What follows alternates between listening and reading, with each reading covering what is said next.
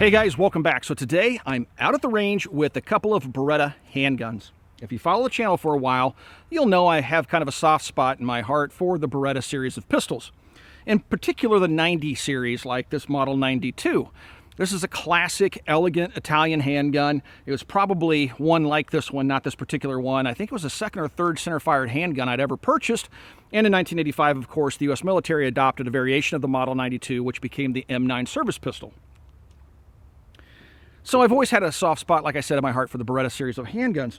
I've often wanted to buy one of the little 380 offerings, but because the price of the guns has been so high for the new models, I mean over $600 for them, I've just kind of held off because I've always wanted it as an interesting gun, but as a plinker, not necessarily as a defensive arm, although it would serve just fine in that particular role. 380 is kind of the very bottom end of the spectrum of something I would personally consider for personal carry. I prefer 9mm, but the 380 is still a very potent little cartridge with the right ammunition. So I recently discovered these little handguns. This is a Model 85F 380 caliber pistol. I found this one over on Classic Firearms. I was always looking on Gunbroker or Classic Firearms, any of the other used or surplus gun sites that I may frequent for something like this, and finally I found one.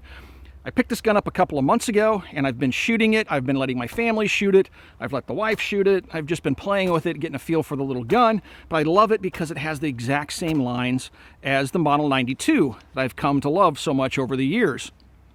Now, unlike the Model 92, this little gun is a straight blowback gun. It has no locking mechanism. The 92 has a dropping block. Back here, you'll notice there are no cuts in the slide for a dropping block. When I say that, here you can see the dropping block on the Model 92.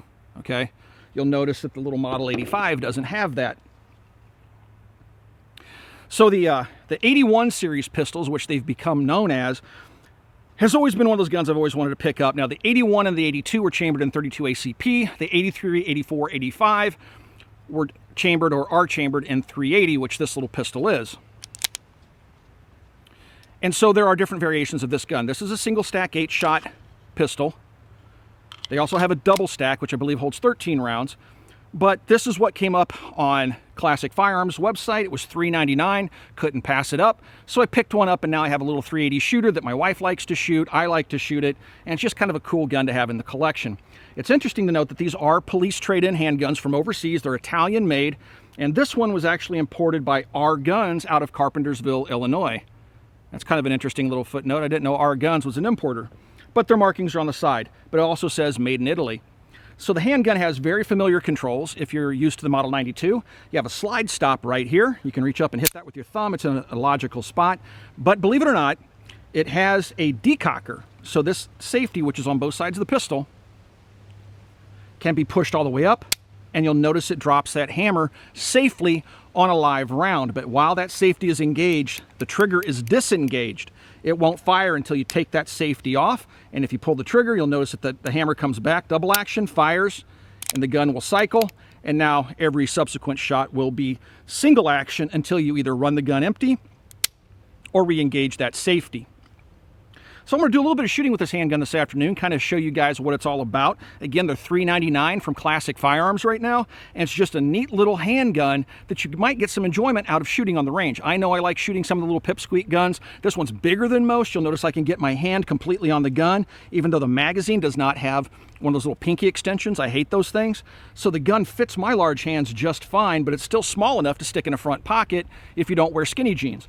So again, let's load up some ammunition. I did bring out just one flavor of ammo this afternoon.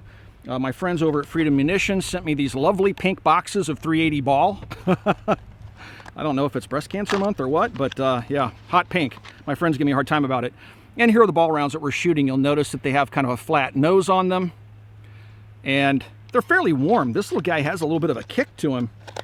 A little bit more brutal than, believe it or not, the 9mm. I think that's due mostly in part to the fact that it's straight blowback. So let's load up a few magazines, do a little bit of shooting. I'll show you how the gun breaks down and give you some thoughts on the handgun.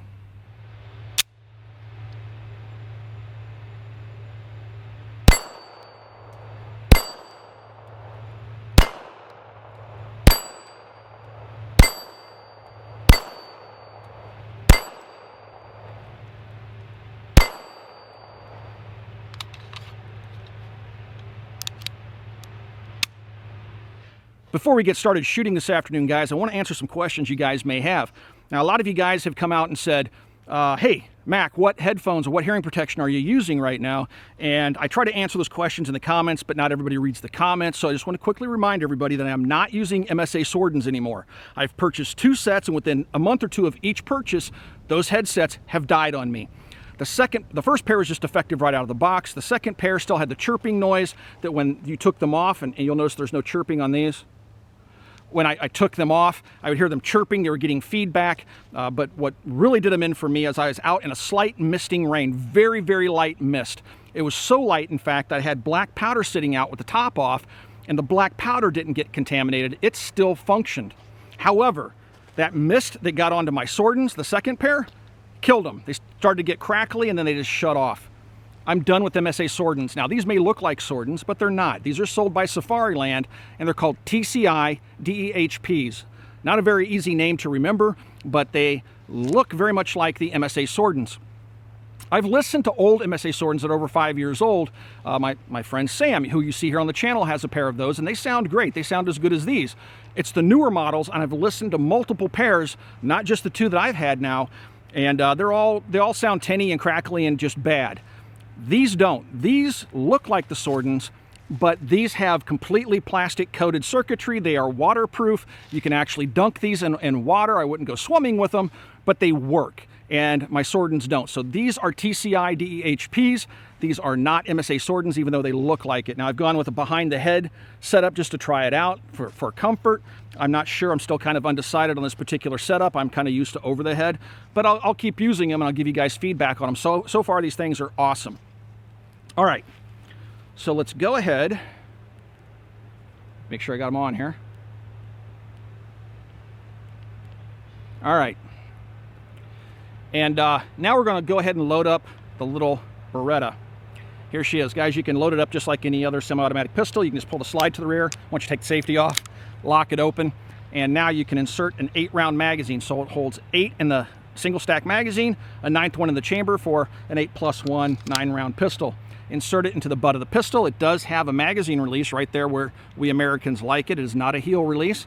I'm going to go ahead and hit the slide release, and now the weapon is ready to go. Now, as I pointed out earlier in the video, I can push this lever up, the safety lever, up to the safe position, and it safely drops that hammer on the live round that's now in the chamber. To make the weapon ready to shoot, brush that safety off, and now you can actually start shooting the pistol. The first shot I'm going to fire is going to be double action.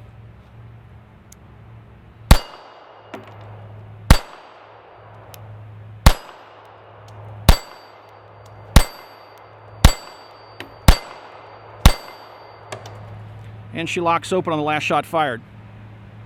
I will say that the recoil is a little bit abrupt. It's not unpleasant, just a little bit abrupt. Sounds like we got some heavy machinery over there. It's springtime, guys, and all the farmers are turning their crops under and getting the land ready to plant seeds. All right, so I'm going to load up another 8 rounds. I'm going to go ahead and leave it in the single action mode this time and do some more shooting. Got some steel targets about 10 yards down range.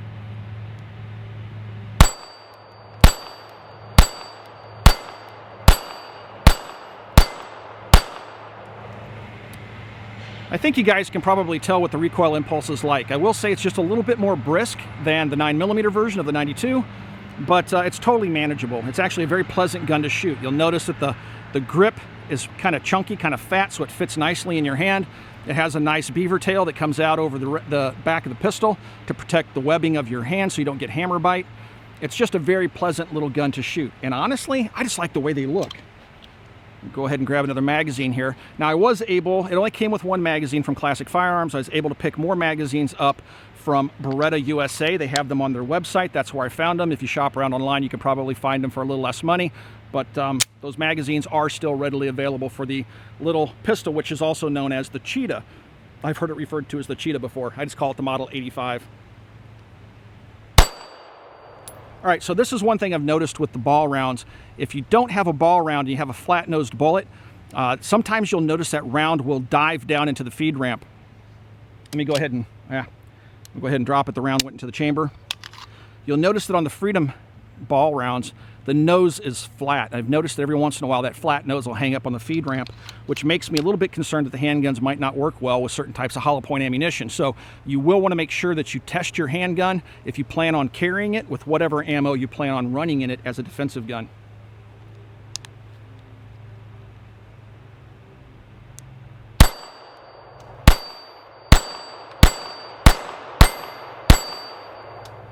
Those malfunctions are kind of few and far between, but I have noticed those flat-face bullets will dive into the feed ramp. I don't know if you can see that in there or not, but see if I can turn it. You'll see a brass mark right at the base of the feed ramp, and that's where those rounds are hitting, and they can either go up or they can kind of nosedive.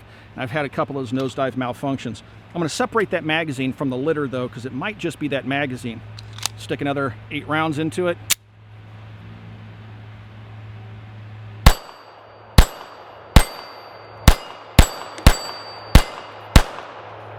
It's a very easy gun to shoot, so it seems like maybe it's just that one magazine, so we'll leave it out of the mix and see if we have any more issues with the nose of that bullet diving down. Yeah, pretty cool little pistol. Let's go over here, break it down real quick, and I'll show you what it looks like on the inside. Let's take the little Beretta apart. First, I'm going to drop the magazine out by pushing the button by my thumb. I'm going to lock the slide to the rear, make sure the gun's empty. You see the open top slide, you see right into the chamber. Now it's kind of reversed from the Beretta Model 92. Over there on the Model 92, you have a button that you push to release the lever on the right side. On this pistol, it's on the left side. So I'm going to push that button with my thumb. While doing that, I'm going to rotate this lever down, and you'll notice how the slide just kind of springs away from the frame. I'll set the frame aside. Now you can pull the recoil spring and guide rod out. Just push back and pull it out. It's non-captive. And now you can take your barrel out just by pushing forward a little bit and then drawing it out to the rear. No locking blocks, straight blowback. Reverse the process, set the barrel back into the slide. You're going to want to make sure that the barrel, see how it's popped out right there? You don't want that to happen.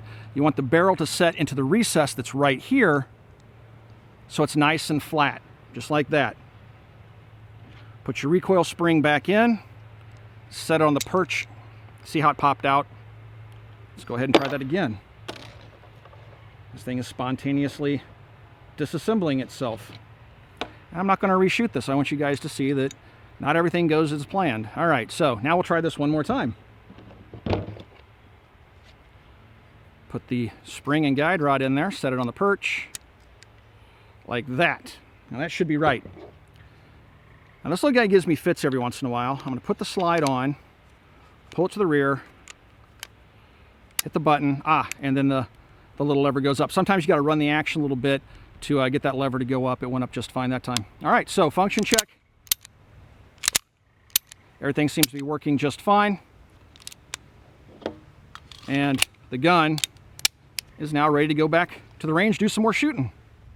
Okay, guys, I'm gonna do a little bit more shooting. I've taken that one magazine out of the mix, thinking perhaps it's a little bit problematic. I have 3 other magazines loaded with the Freedom Munitions ammo. I think it's a 90 grain ball load. All right. So I have some steel targets right there. I'm gonna go ahead and load the weapon up, make it ready, and let's do a little bit of shooting on these steel targets.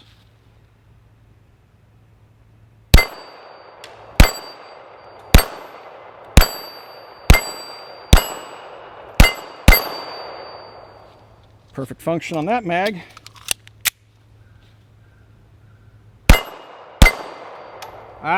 Had one of those nosedives. Now if I pull the slide to the rear and let it go, it works just fine.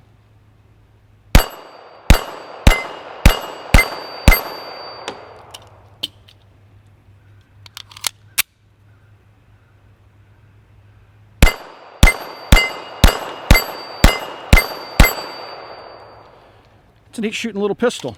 Yeah, it seems like it's probably the flat nose on those Freedom ball rounds. It just doesn't like the particular geometry of the feed ramp. But other than that, it works pretty good. At least I can put that other magazine back into circulation. I know it's not the problem by itself. It's kind of nice. Look at this, guys. Usually when you get a police trade-in, they're a little bit rough around the edges. Now, I don't know if this is just me getting lucky this time around or what, but this little gun looks very, very clean.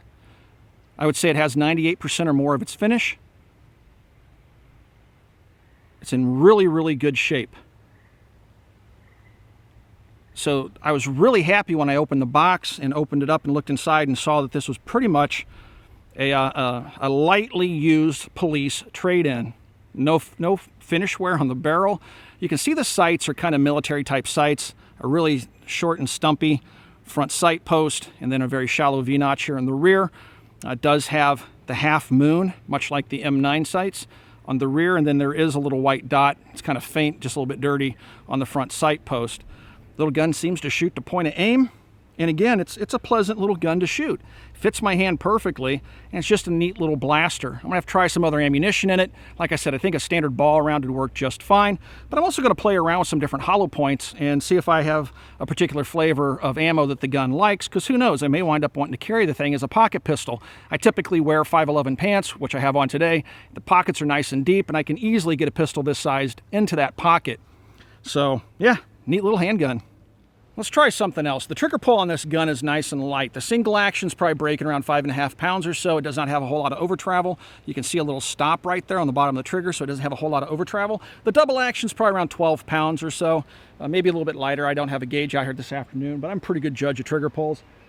That 25-yard man-sized steel target, I'm going to go ahead and decock the pistol between each shot. I have 9 rounds loaded, and just see how many of those I can put on the man-sized target using the double action, decocking it even every shot.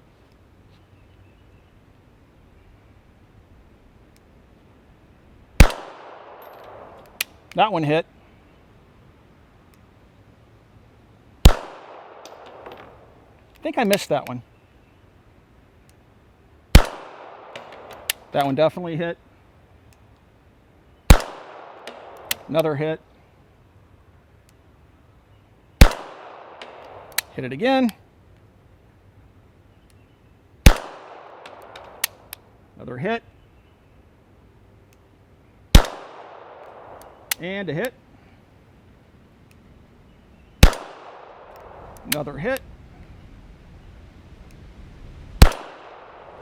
And another hit. I think I sent one of them wild, but 8 out of 9 is not bad.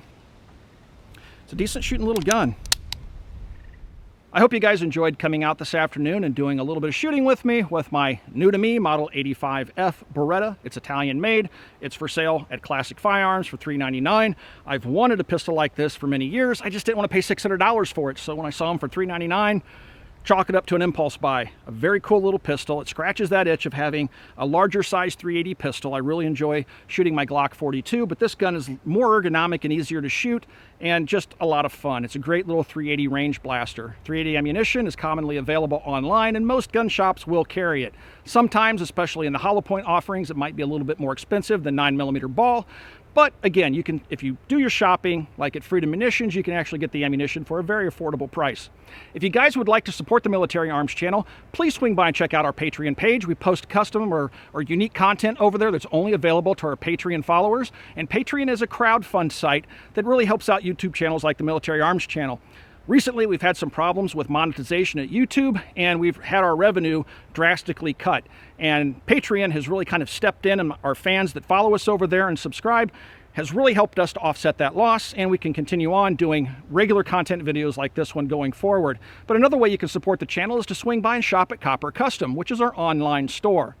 Also, if you guys haven't already, please check out full30.com. That's full30.com. We've taken all the web's best firearms content creators and brought them under one roof, and that is full30.com. Thanks for watching, everybody. Thanks for all those years of support.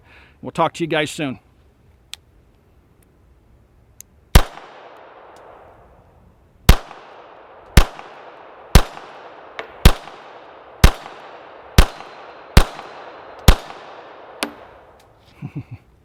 My baby Italian stallion. Later, guys.